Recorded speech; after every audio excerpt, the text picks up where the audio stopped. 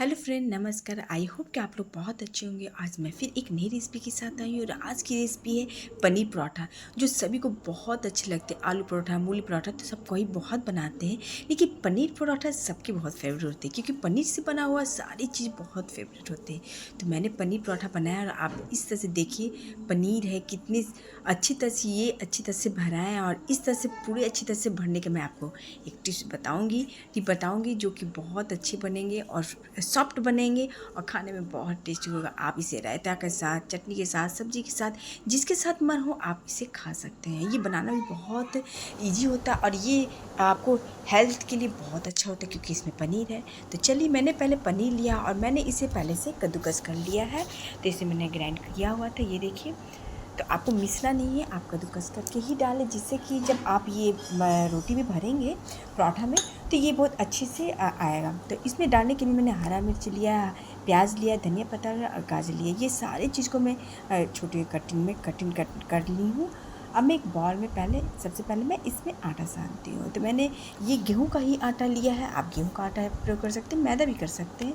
साथ में मैंने ये नमक लिया है, अजवाइन वगैरह लिया है और साथ में कुछ मैंने तेल लिया है।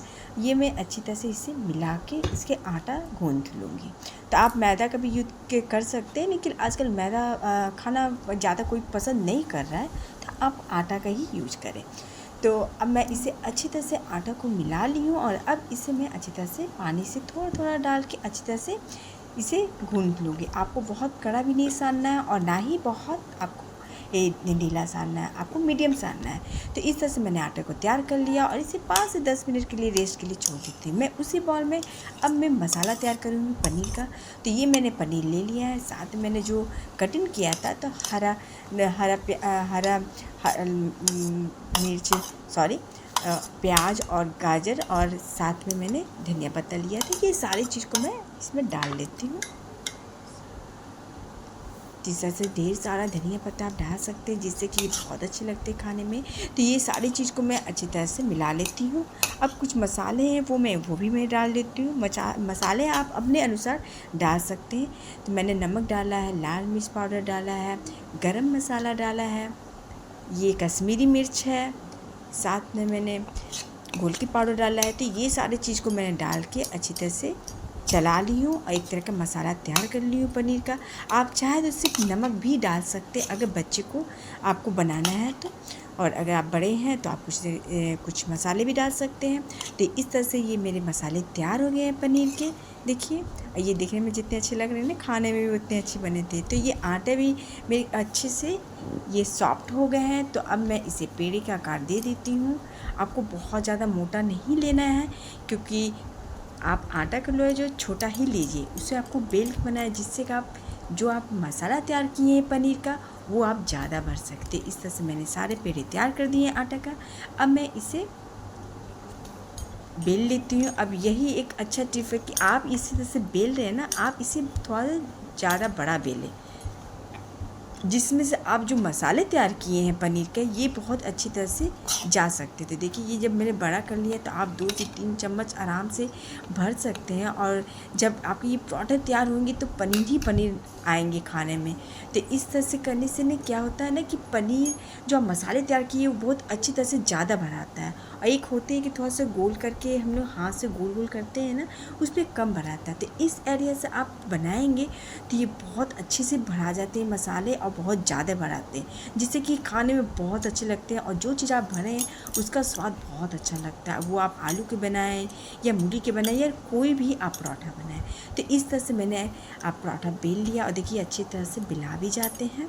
तो इस तरह से मैंने ये रोटी तैयार कर लिया है। अब चलिए इसे सेक लेते हैं। तो मैंने तवा को थोड़ा सा गरम कर लिया है और जब ये तवा गरम हो गया तो इसमें मैं डाल देती हूँ और अच्छी तरह से उस तरफ सिका जाएगा। तो अब मैं इसे तेल थोड़ा सा लगा लूँगी। आप चाहें तो बटर भी यूज़ कर सकते हैं या आप नॉर्मल तेल जो घर पे रखे आप वो भी यूज़ कर सकते हैं। तो इस तरह से मैंने तेल का रिफ़ाइन का यूज़ किया है। तो पहले मैंने यहाँ से रिफ़ाइन लगाया और दूसरी तरफ पलट ली हूँ और दूसरी तरफ भी मैं इसमें थोड़ा सा ऑयल डाल दूँगी। तो इस तरह से दूसरी तरफ से भी पलट अलट करके इसे मैं लाल कर लेती हूँ। ये देखिए इसके देखने में आपको लग रहा है कि ये बहुत अच्छा बना था, और सच में ये बहुत अच्छा बना था। आप एक बार ज़रूर ट्राई कीजिएगा।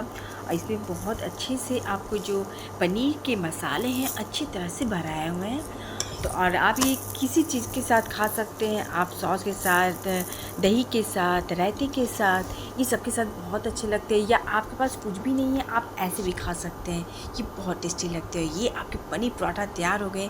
देखने में लग रहा है ना कि जल्दी से मिले और खा लें। तो ये बहुत अच्छे बने थे। तो दूसरे पराठा को भी मैं इसी तरह से सेक लेती हूँ।